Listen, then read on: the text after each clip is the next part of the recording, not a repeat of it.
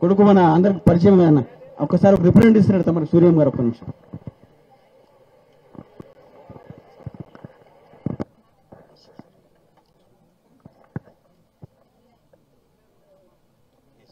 Speech ఏం లేదు.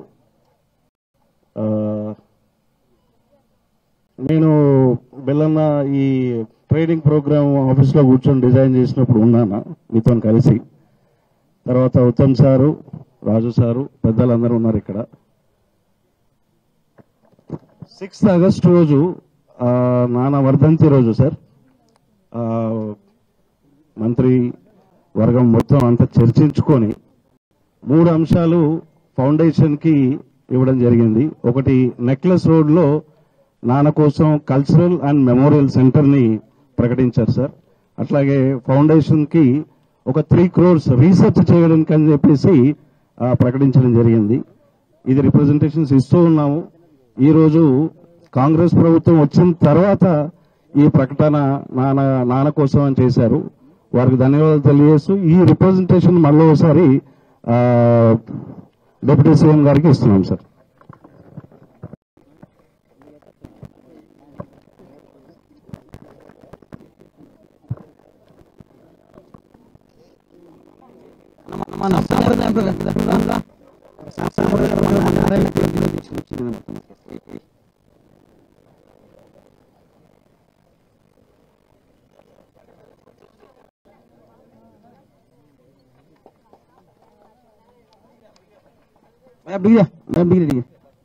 Degree अब डिग्री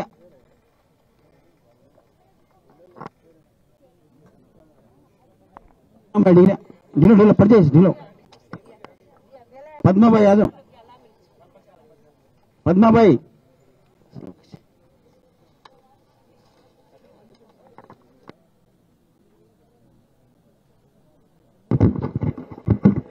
సభాధ్యక్షులు జై భీమ్, జై భీమ్, జై సంవిధాన్. సభాధ్యక్షులు సోదరులు మరి ఈ కార్యక్రమాన్ని దగ్గరుండి డిజైన్ చేసుకుని గత కొన్ని రోజులుగా ఇక్కడ చూస్తున్నటువంటి మిత్రుడు బెల్లయ్య నాయక్ గారు, చైర్మన్ ట్రైకర్ గారికి, అట్లాగే ఈ కార్యక్రమానికి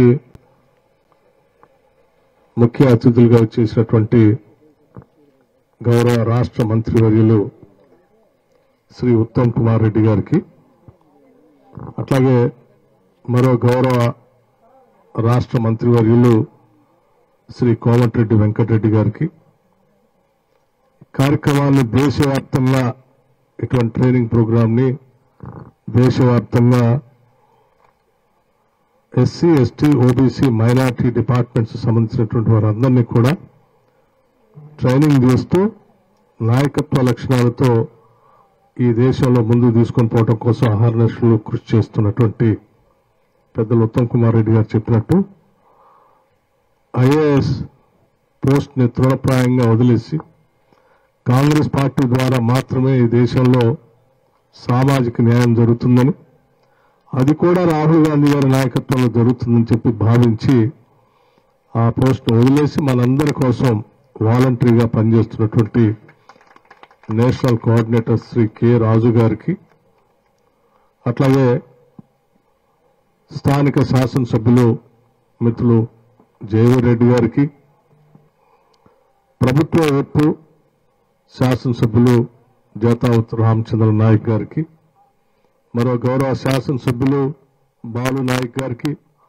మరో గౌరవ శాసనసభ్యులు లక్ష్మారెడ్డి గారికి, గౌరవ శాసనసభ్యులు శ్రీ రామదాస్ నాయక్ గారికి, అట్లాగే గిరిజన్ కోఆపరేటివ్ కార్పొరేషన్ భారత యాత్రికుడు కొట్నాయక్ తిరుపతి గారికి, training camp incharge Rahul Bal Datta గారికి, అట్లాగే శంకర్రావు గారు, కర్ణాటి లింగారెడ్డి గారు సీనియర్ కాంగ్రెస్ లీడర్ వారికి, తిరుమలకొండ అన్నపూర్ణ గారికి, మున్సిపల్ చైర్పర్సన్ గారికి, మరి జిల్లా కాంగ్రెస్ కమిటీ అధ్యక్షులు నిత్యం ప్రజల్లో ఉంటూ పేదల పక్షాన పోరాటం చేస్తున్నటువంటి శంకర్ నాయక్ గారికి, అట్లాగే శేఖర్ రెడ్డి గారు హానరబుల్ మార్కెట్ కమిటీ చైర్మన్ గారికి, మందుల శామ్యుల్ గారు మరో గౌరవ శాసనసభ్యులు వారికి, కార్యక్రమానికి నావిక గారికి, మరి ఈ ట్రైనింగ్ కార్యక్రమానికి వివిధ జిల్లాల నుంచి ఇక్కడికి వచ్చి దాదాపు వారం రోజుల పాటు చాలా క్రమశిక్షణతో కాంగ్రెస్ పార్టీ ఆలోచన విధానాన్ని, సిద్ధాంతాల్ని, కాంగ్రెస్ పార్టీ గిరిజనుల కోసం తీసుకొచ్చిన చట్టాల గురించి, ఆ చట్టాల అమలు కోసం నాయకత్వ లక్షణాలతో ప్రజల్ని సమీకరించి ఆ చట్టాలన్నీ అమలు చేసుకునే కార్యక్రమంలో ముందుకు ఎలా వెళ్ళాలి అనేటువంటి దానిపైన సంపూర్ణమైనటువంటి సమగ్రమైన శిక్షణ పొందినటువంటి మీ అందరికీ దాదాపు 105 మంది సభ్యులు ఇక్కడ ఉండి ట్రైనింగ్ తీసుకున్నారని చెప్తున్నారు. వారందరికీ, అట్లాగే ఈ కార్యక్రమాన్ని విజయవంతం చేయడం కోసం సహకరించినటువంటి ప్రతి వ్యక్తికి, మిత్రులందరికీ, పాత్రికేయ మిత్రులకి అందరికి కూడా ముందుగా నా హృదయపూర్వకమైనటువంటి నమస్కారాలు తెలియజేస్తా ఉన్నాను. అట్లాగే ఈ ట్రైనింగ్ కార్యక్రమంలో పాలు పంచుకోవటానికి మమ్మల్ని ఆహ్వానించినందుకు రాజు గారికి, అట్లాగే బెల్లనాయక్ గారికి, రాష్ట్ర మంత్రిమండలందరి తరఫున వారికి హృదయపూర్వకమైనటువంటి కృతజ్ఞతలు కూడా తెలియజేస్తా ఉన్నాను. మిత్రులారా, మనం మాట్లాడుకున్నటువంటి అన్ని అంశాలు కూడా చాలా గొప్ప విషయాలు. నేను ఎక్కడో చదివాను ఒక దగ్గర, ఈ భూమి మా తల్లి లాంటిది, ఈ భూమి మీద పారుతున్నటువంటి నదులన్నీ మా రక్త మాంసాలతో సమానమైనటువంటి, ఈ భూమి నుంచి మమ్మల్ని పారదోలినా, ఈ భూమిని మా నుంచి మీరు లాక్కున్నా మేము జీవం లేని శవాలు లాంటిటువంటి వాళ్ళు అని చెప్పి ప్రతి గిరిజనుడు భావిస్తాడని ఒక ఆఫ్రికా సంబంధించినటువంటి కవి చాలా స్పష్టంగా రాశాడు. అంటే ఆదివాసీలు ఈ భూమిని, అడవిని తల్లిలాగా, దేవుళ్ళలాగా కొలుస్తూ, ఆరాధిస్తూ, ప్రతి చెట్టుని, ప్రతి పుట్టని ఆరాధిస్తూ ఆ చెట్టుని కాపాడతారు, ఆ పుట్టని కాపాడతారు, ఆ నదిని కాపాడతారు, అక్కడ ఉన్నటువంటి ఆస్తుల్ని కూడా కాపాడుకుంటూ వాటన్నిటిపైన హక్కుల్ని పొందుతూ జీవనం సాగించేటువంటి ఆ గిరిజనులు, ఆదివాసీలు సంబంధించిన హక్కులు కాలక్రమేణా వచ్చినటువంటి వలస పాలకుల వల్ల కానీ, లేకపోతే వీళ్ళ పైన ప్రేమ లేనటువంటి పాలన చేస్తున్నటువంటి ప్రభుత్వాలు కానీ పూర్తిగా దూరం చేశాయి.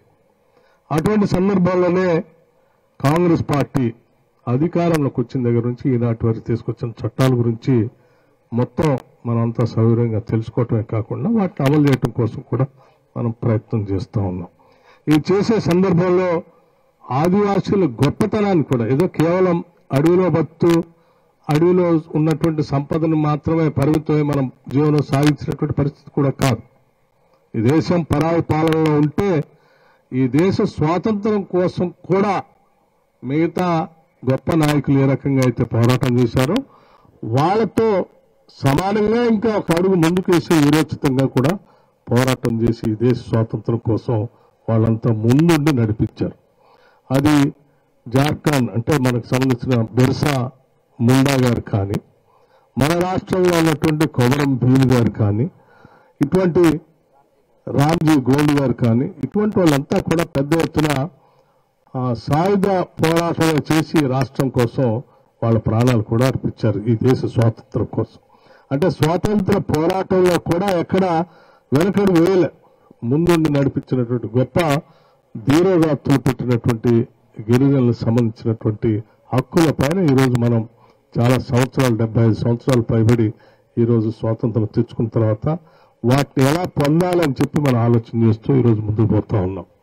నేను మీ అందరికీ ఒక విషయం నేను చాలా స్పష్టంగా చెప్పదలుచుకున్నాను. ఈ దేశంలో హక్కుల కోసం మనం పోరాటానికి కావలసినటువంటి శక్తిని, మనోధైర్యాన్ని, నిటారుగా నిలబడి ప్రశ్నించడానికి కావలసిన ధైర్యాన్ని, స్వేచ్ఛను కూడా ఇచ్చింది కేవలం కాంగ్రెస్ పార్టీ మాత్రమే. ఇది తప్ప ఇంకే పార్టీ మనకి ఇవ్వలేదు. తీసుకొచ్చిన చట్టాలు చూస్తే ఒక్కొక్కసారి ఇప్పటికి కూడా వాటి లోతుగా అధ్యయనం చేస్తే చాలా ఆశ్చర్యం కలుగుతాయి. ఇంత గొప్ప చట్టాలు తీసుకొచ్చారని. ఇందాక రాజుగారు చెప్పినట్టు పీసా చట్టం గురించి కానీ, ఫారెస్ట్ రైట్స్ యాక్ట్ సంబంధించిన చట్టం కానీ, ఎస్సీ ఎస్టీలకు సంబంధించిన ప్రొటెక్షన్ సంబంధించిన రైట్స్ యాక్ట్ని కానీ, లేకపోతే ఆర్ఓఆర్ యాక్ట్ని కానీ, రకరకాల యాక్ట్లన్నీ కూడా వాటన్నిటిని మించి సప్లానికి సంబంధించినటువంటి ఎస్సీ ఎస్టీ ఫండ్స్ సంబంధించిన చట్టాలు కానీ ఇవన్నీ కూడా కేవలం కాంగ్రెస్ పార్టీ ఆధ్వర్యంలో మాత్రమే వచ్చాయి. ఈ వచ్చినటువంటి చట్టాలను సమగ్రంగా అమలు చేసుకున్నటువంటి బాధ్యత కూడా కాంగ్రెస్ పార్టీలో ఉన్నటువంటి మనందరి పైన ఉంది. పార్టీ నాయకత్వం ఈరోజు సోనియా గాంధీ గారు కానీ రాహుల్ గాంధీ గారు కానీ చాలా ప్రేమగా అభిమానంతో ఈ చట్టాలన్నీ చేసి మనకిచ్చారు. మరి ఇచ్చిన చట్టాలను అమలు చేసుకునేటువంటి పరిస్థితిలో కాంగ్రెస్ పార్టీలో నాయకులుగా కార్యకర్తలుగా పనిచేస్తున్న మనందరి పైన ఉంది. వాటిని అమలు చేసుకోలేనటువంటి పరిస్థితిలో ఉంటే అది మన దౌర్భాగ్యం. అటువంటి పరిస్థితి నుంచి ముందుకు వచ్చి మేము చట్టాలు తీసుకొచ్చి మీకు అందించాం. వాటిని అమలు చేసుకునే బాధ్యత మీరంతా తీసుకోవాలని చెప్పి అదే అఖిల భారత కాంగ్రెస్ కమిటీ రాజుగారి నాయకత్వంలో ఈరోజు దేశవ్యాప్తంగా ఇటువంటి ట్రైనింగ్ క్యాంప్స్ ని 2026 కల్లా కనీసం 20,000 మంది సైనికులను తయారు చేసి ట్రైనింగ్ చేసి హక్కులు పొందడం కోసం కావాల్సిన కార్యక్రమాలు చేపడతాం. అందులో మొదటిగా ఈరోజు తెలంగాణ రాష్ట్రం నుంచి ఇక్కడ మొదలై 7 రోజులు మీరు ట్రైనింగ్ పొంది సక్సెస్ఫుల్ గా చాలా డిసిప్లిన్ గా సక్సెస్ఫుల్ గా ట్రైనింగ్ పొంది రేపొద్దున భవిష్యత్తులో ఉత్తమ్ కుమార్ రెడ్డి గారు చెప్పినట్టు ఇక్కడ నుంచి వెళ్లి మీరు ఇంకో 10,000 మందిని తయారు చేసే కార్యక్రమాన్ని బాధ్యతను తీసుకునేటువంటి కార్యక్రమంలో భాగంగానే ఈరోజు మేమంతా పాల్పంచుకుంటున్నాం. ఉత్తమ్ కుమార్ రెడ్డి గారు మాట్లాడుతూ ఒక మాట చాలా స్పష్టంగా చెప్పారు. పక్కన వెంకటరెడ్డి గారు కూడా చెప్పారు. ఎస్సీ ఎస్టీ సప్లానికి సంబంధించిన నిధుల్ని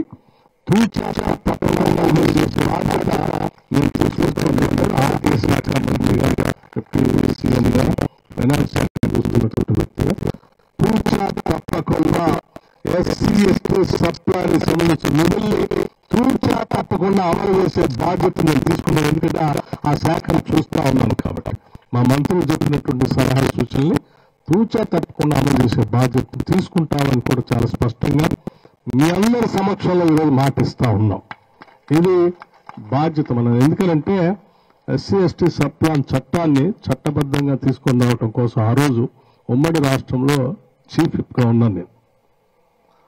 చీఫ్ విప్ గా ఉండి శాసనసభలో ఉన్నటువంటి కాంగ్రెస్ పార్టీ సంబంధించిన శాసనసభ్యుల సమావేశాన్ని ప్రత్యేకంగా ఏర్పాటు చేసుకొని ఆ సమావేశాల్లో స్పష్టంగా ఆనాటి కాంగ్రెస్ ప్రభుత్వంకి ఒక నివేదిక ఇచ్చాం.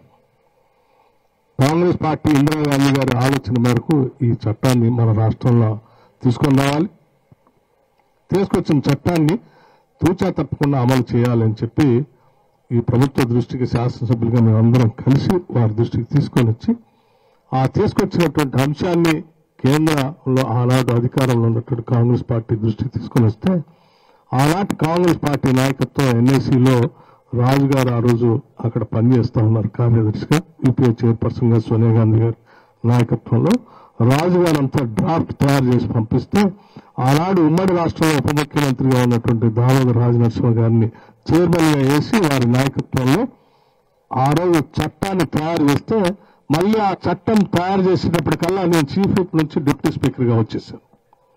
ఆ డిప్యూటీ స్పీకర్ గా ఆ చట్టాన్ని సభలో పాస్ చేసింది నేనే.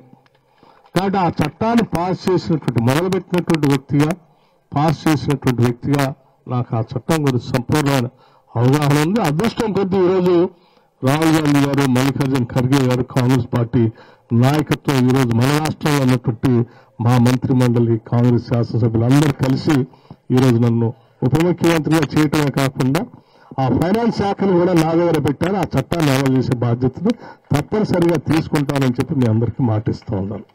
ఇప్పటికే మేము రాష్ట్రంలో ఉన్నటువంటి అధికారులకు సంబంధించి ప్రిన్సిపల్ సెక్రటరీస్ కి ఓ సమావేశం పెట్టి చాలా స్పష్టత కూడా ఇచ్చాం. మీ శాఖల్లో ఎస్సీ ఎస్టీ సప్లానికి సంబంధించిన నిధులు సంపూర్ణంగా చట్ట ప్రకారం అమలు చేస్తున్నారా లేదా ఓ ప్రత్యేకమైన నివేదిక తయారు చేసి శాఖల వారిగా సబ్మిట్ చేయాలని చెప్పాం.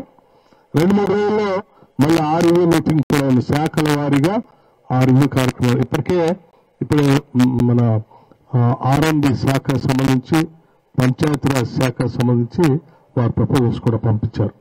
మిగతా శాఖలు కూడా ప్రాసెస్ లో ఉన్నాయి. ఆ శాఖ అవన్నీ వచ్చిన తర్వాత వాటన్నిటిని అమలు చేసే బాధ్యత తీసుకుంటాం. 10% నిధుల్ని ఈ బడ్జెట్ లో 100% ఇంప్లిమెంట్ చేసే బాధ్యత ఈ ప్రభుత్వాన్ని కాంగ్రెస్ పార్టీకి. మీరు ధైర్యంగా ఊరు వెళ్ళి చెప్పండి. ఎంత ధైర్యంగా చెప్తారంటే ఈ దేశంలో ఏ రాష్ట్రంలో కూడా ఈ చట్టానికి సంబంధించి అమలు చేసేటువంటి బాధ్యత ఏ ప్రభుత్వం అంత ధైర్యంగా తీసుకోలేదు. ఈ రాష్ట్రంలో మాత్రం కాంగ్రెస్ పార్టీ ఇందిరమ్మ రాజ్యం అధికారంలో ఉంది కాబట్టే మేము చేయగలుగుతున్నాం. ఈ ఇందిరమ్మ రాజ్యాన్ని నిలబెట్టుకోవాల్సిన బాధ్యత కూడా మనందరి పైన ఉందని చెప్పి ప్రతి ఇంటికి వెళ్ళి చెప్పండి.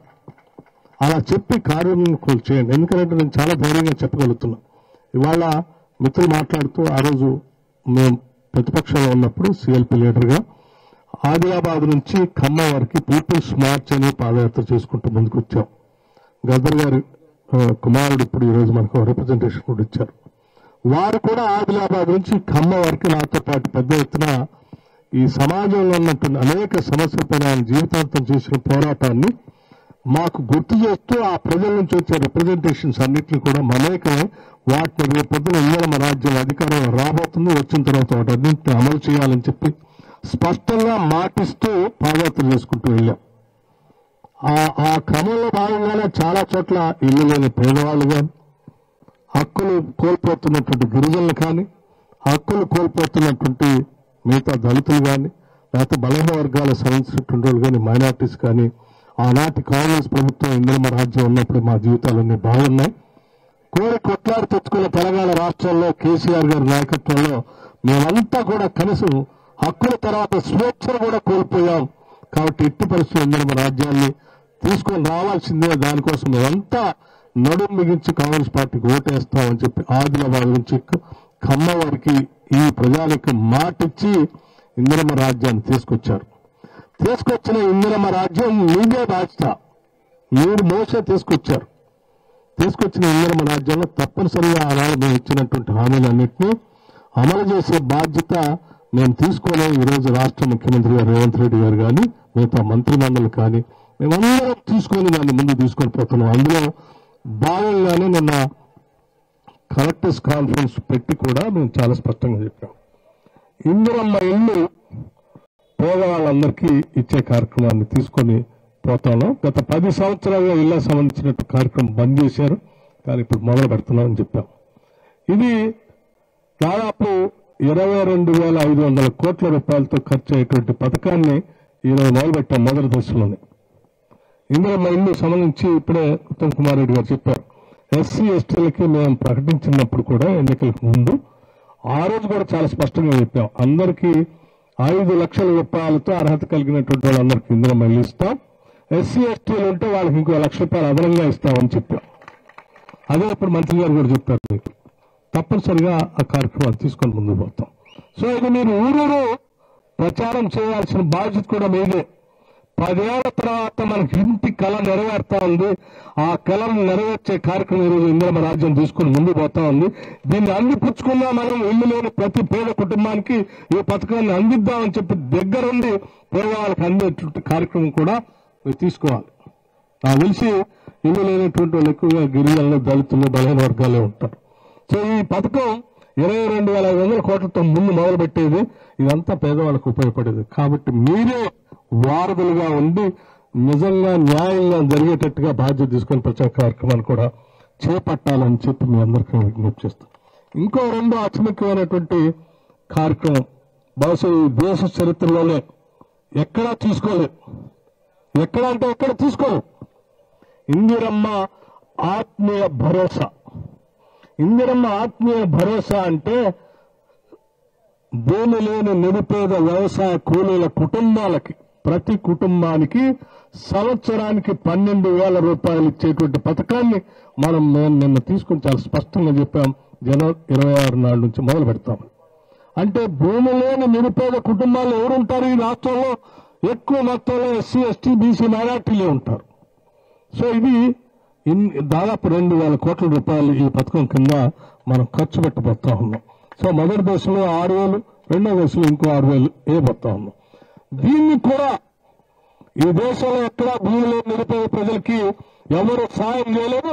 అది కేవలం ఆనాటి యూపీఏ చైర్పర్సన్ సోనియా గాంధీ గారు నాయకత్వంలో ఆ రోజు ఎన్ఎస్సీలో సెక్రటరీగా పనిచేసిన రాజు గారు, మన్మోహన్ సింగ్ గారు వీళ్ళందరూ కలిసి ఒక డిజైన్ చేసి Mahatma Gandhi national employment guarantee scheme అని ఈ దేశంలో ఉన్నటువంటి ప్రతి పేద కుటుంబానికి minimum rural guarantee, employment guarantee ఇచ్చి ఒక కార్డు ఇచ్చి ఈ దేశంలో పని చేసుకోవడానికి హక్కు నాకు ఉంది అని చెప్పి ఆ హక్కును కల్పిస్తూ తీసుకొచ్చినటువంటి చట్టమే ఒక విప్లవాత్మకమైనటువంటి చట్టం. ఏమాత్రం ఇంత రక్తం కూడా చిందించకుండా తీసుకొచ్చిన గొప్ప విప్లవాత్మకమైన చట్టం ఈ దేశంలో ఏంటంటే Mahatma Gandhi national employment guarantee scheme.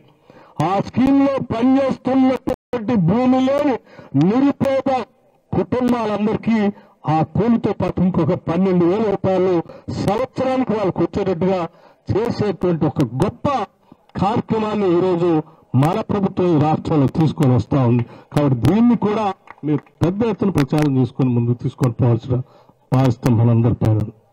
అట్లాగే ఇంకో కార్యక్రమం కూడా అనౌన్స్ చేశాను కలెక్టర్స్ గా.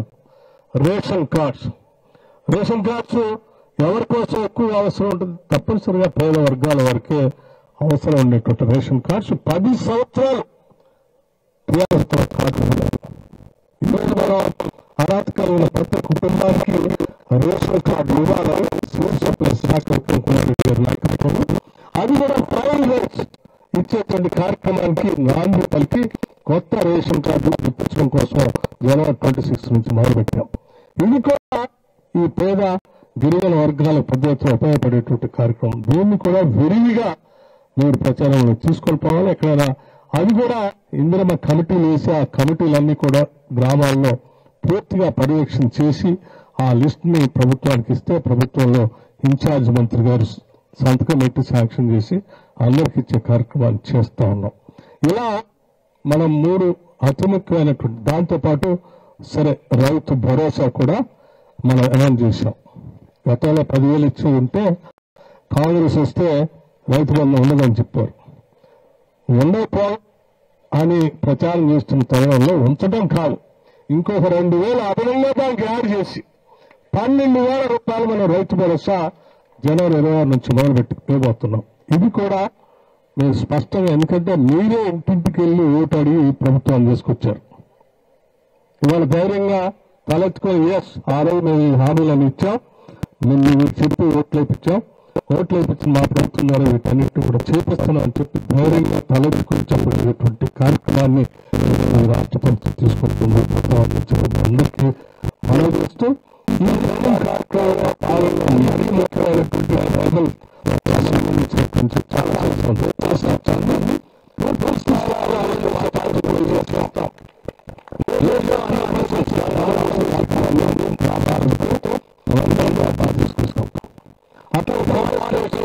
చాలా చట్టాన్ని కూడా సంపూర్ణంగా ఆ చట్టంలో అందరికీ ఇష్టమైనటువంటి చట్టం, కాంగ్రెస్ పార్టీకి అత్యంత ప్రధానమైన చట్టం. దాన్ని సంపూర్ణంగా అమలు చేస్తాం. అమలు చేసే క్రమంలో ఇంకో మాట కూడా చాలా స్పష్టంగా చెప్తున్నాం సార్. ఫారెస్ట్ డిపార్ట్మెంట్ సంబంధించినటువంటి వాళ్ళు ఈ చట్టం అమలు చేయటం వల్ల అడవులు నరుకుతా ఉన్నారు. పంట వేసుకునేది వర్షం వస్తే జొన్నలు జల్లి లేకపోతే మొక్కజొన్న జల్లి వదిలేస్తా ఉన్నారు. పండితే పండుతుంది, లేకపోతే లేదు. వాళ్ళు ఏమన్నా సైంటిఫిక్ అగ్రికల్చర్ చేసుకున్నారంటే ఎలక్ట్రిఫికేషన్ లేదు వాళ్ళకి, దానివల్ల చేయలేకపోతాము. అందుకే రెవెన్యూ చేసినప్పుడు మేము చాలా స్పష్టంగా ఏం చెప్పామంటే ఈ భూ పంపిణీ జరిగినటువంటి ఫారెస్ట్ రైట్స్ యాక్ట్ కింద ఇచ్చినటువంటి భూములకు సంబంధించిన అన్ని భూముల్లో ఈ మధ్య కాలంలో హార్టికల్చర్ సంబంధించినటువంటి పంటలు ఏపుగా పెరగడానికి అవకాశం ఉన్నటువంటి క్రాప్స్ ఏమన్నా చూసి ఉదాహరణకి చాలా మ్యాంగో కానీ లేకపోతే ఆయిల్ పామ్ కానీ లేకపోతే ఆవకాడో కానీ ఇటువంటి పంటలు చాలా ఏపుగా పెరగడానికి చెట్లు ఏపుగా పెరుగుతూ ఉన్నాయి. అటువంటి హార్టికల్చర్ సంబంధించిన మొక్కలు కూడా వాళ్ళకి ఇస్తే అడవిలాగా పెరుగుతుంది. అట్లాగే దాని ద్వారా ఆదాయం అంతా వాళ్ళకి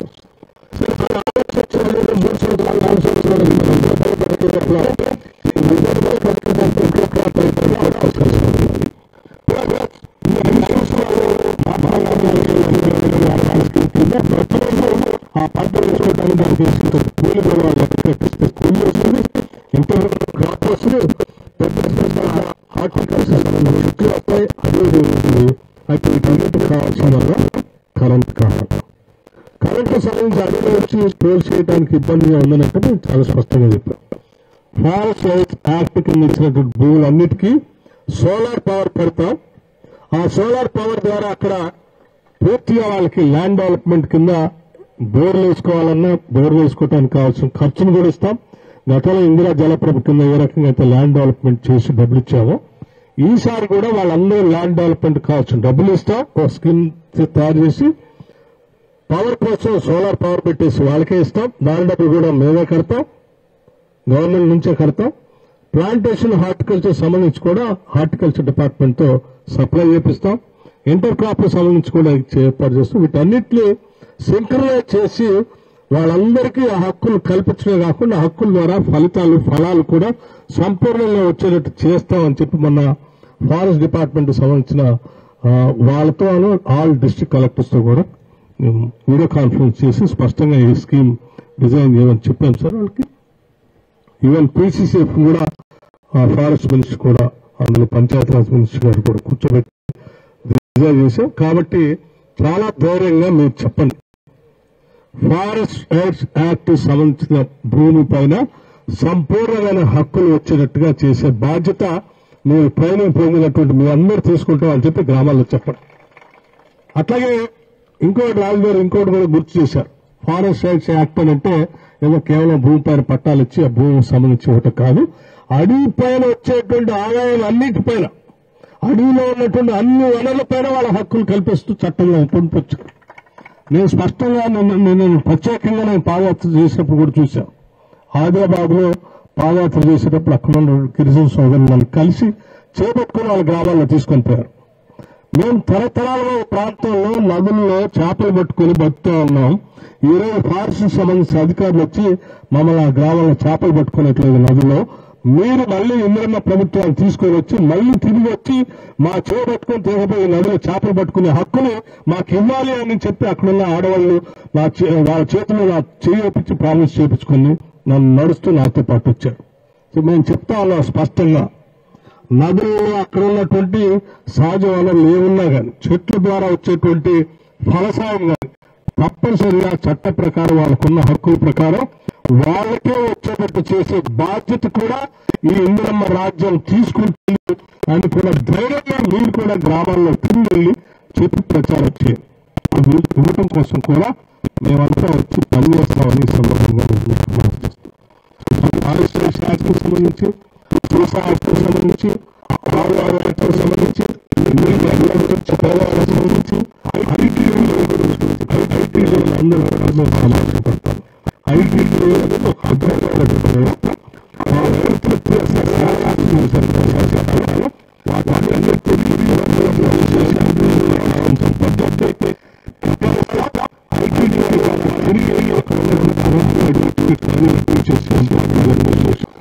చేసుకోవడానికి సర్వీస్ ఎంప్లాయ్మెంట్ చేసుకోవడానికి కావాల్సిన వ్యవస్థను కూడా ఏర్పాటు చేస్తామని చెప్తూ వీటన్నిటికీ సర్వలోక నివారణ ఒకటే, ఎస్సీ ఎస్టీ సబ్ ప్లాన్ ద్వారా బడ్జెట్ లో మేము కేటాయించిన నిధుల్ని తూచా తప్పకుండా అమలు చేసి రిలీజ్ చేస్తే వీటన్నిటిని పరిష్కారం చేయొచ్చు.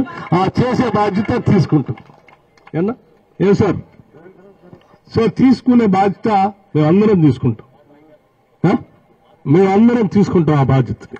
సో నిధులు రిలీజ్ చేసే బాధ్యతతో పాటు చట్టాల ద్వారా మిగతా వచ్చిన హక్కులు కూడా మీరంతా అందిపుచ్చుకొని మిగతా వాళ్ళకు కూడా అందించి ఆ హక్కుల ద్వారా కాంగ్రెస్ పార్టీ ద్వారా భారత రాజ్యాంగం కల్పించిన బాబాసాహెబ్ అంబేద్కర్ అందించిన ప్రియాంబుల్లో ఉన్నటువంటి ప్రాథమిక అంశాలన్నింటినీ కూడా ప్రజలకు అందిస్తామని చెప్పి మీరు స్పష్టంగా చెప్పండి. రాహుల్ గాంధీ గారు చాలా స్పష్టంగా ఉన్నారు, మల్లికార్జున ఖర్గే గారు కూడా చాలా స్పష్టంగా ఉన్నారు. ఈ దేశంలో సామాజిక న్యాయం తీసుకురావాల్సిందే. ఆ సామాజిక న్యాయం ద్వారా దేశంలో ఉన్నటువంటి సంపదని, వనరుల్ని, ఈ దేశ ఆస్తుల్ని ప్రజలకే చెందేటట్టు చేయాలి. ఏదో కార్పొరేట్ శక్తులకు కాదు. ఈ ఆస్తులు వనరులు అన్ని కూడా ఈ దేశంలో ఉన్న ప్రజలకి, మరీ ముఖ్యంగా ఎస్సీ ఎస్టీ బీసీ మైనారిటీకి వారి జనాభా దావాషా ప్రకారం పంచాలని చాలా స్పష్టంగా రాహుల్ గాంధీ గారు చెప్తా ఉన్నారు. అందులో భాగంగానే ఈ ఎకనామిక్ సర్వే కూడా చేసి ఆ సర్వే ద్వారా వచ్చినటువంటి అంశాలను కూడా పొద్దున పరిశీలన చేసి ఆ స్థాయిలో భవిష్యత్తులో మనం ప్లాన్ చేసేటువంటి విధానాలు కూడా ఉంటాయని మీ అందరికీ నేను సవినయంగా మనవి చేస్తూ చెప్పాను ఆల్రెడీ చెప్పాను నేను ట్రైకార్ కానీ లేకపోతే గిరిజన కార్పొరేషన్ కానీ వీటన్నిటిని ప్రత్యేకంగా వాళ్ళ శాఖ సంబంధించిన అధికారులు పిలుచుకొని రివ్యూ చేసి వాటికి కావాల్సిన నిధులను ఏ రకంగా ఇవ్వాలనేది కూడా ప్రాజెక్ట్ చేస్తాం. అది మీరంటే చేయాల్సింది ఒకటే, ఇవన్నీ మనం చేస్తా ఉన్నాం. చేసిన దాన్ని ప్రజల్లో తీసుకెళ్లాల్సిన బాధ్యత కూడా మేము అందరూ తీసుకోవాలి. ఈ దేశంలో పెద్ద కుట్ర జరుగుతాం. ఆ కుట్ర ఏంటంటే భారత రాజ్యాంగాన్ని బలహీనపరచాలని, తద్వారా భారత రాజ్యాంగం ద్వారా సామాన్యుడు పొందినటువంటి హక్కులన్నింటినీ కాలరాయాలని, సామాన్యులకి హక్కులు లేకుండా చేసే విధంగా కొద్దిమంది వ్యక్తుల గుత్తాధిపత్యంలో దేశాన్ని ప్రజాస్వామ్యాన్ని తీసుకొని పోవాలని పెద్ద ఎత్తున కుట్ర జరుగుతాం. ఆ కుట్రను ఆపటం కోసం రాహుల్ గాంధీ గారు సంవిధాన సమ్మానం చెప్పి దేశవ్యాప్తంగా భారత రాజ్యాంగాన్ని రక్షించండి, ఆ రాజ్యాంగమే మనందరినీ రక్షిస్తుందని చెప్పి పెద్ద ఎత్తున కార్యక్రమం తీసుకొని ముందుకు పోతా ఉన్నాడు. సో ఇదే మాటని ఈవెన్ గద్దర్ గారు కూడా నా పాదయాత్రలో భారత రాజ్యాంగాన్ని పట్టుకొని రాజ్యాంగాన్ని రక్షిస్తే అది మనందరినీ రక్షిస్తుందని చెప్పాడు. సో నేను మీ అందరికి కూడా ఒకటే పిలిపిస్తాను, భారత రాజ్యాంగాన్ని రక్షించుకోవటం మనందరి ముందు ఉన్నటువంటి లక్ష్యం. ఆ రాజ్యాంగంలో పొందుపరిచిన హక్కులన్నీ పొందడం కోసం మన ముందు నడిపించేటువంటి నాయకుడు రాహుల్ గాంధీ గారు చాలా స్పీడ్ గా నడుస్తా ఉన్నారు. ఆ స్పీడ్ తో మనం కూడా అందిపుచ్చుకొని నడవాలని చెప్పి మీ అందరికీ నేను పిలిపిస్తా ఉన్నాను. ఈ రాష్ట్రానికి సంబంధించిన నిధులకు సంబంధించి మాత్రం డెఫినెట్ గా ఆర్థిక శాఖను చూస్తున్న వ్యక్తిగా ఇందిరమ్మ రాజ్యంలో ఈ రాష్ట్ర మంత్రిమండలి అందరి ఆలోచన ఒకటే, ఎస్సీ ఎస్టీ సప్లని తూచా తప్పకుండా అమలు చేసే బాధ్యత తీసుకొని చేయాలని చెప్పి మంత్రిమండలి అందరూ అనుకుంటున్నాం. తప్పనిసరిగా దాన్ని అమలు చేసి తీరుతాం. దీన్ని ఎవరు ఆపలేరు. నమస్కారం. ధన్యవాదాలు. థ్యాంక్ యూ వెరీ మచ్ అన్న.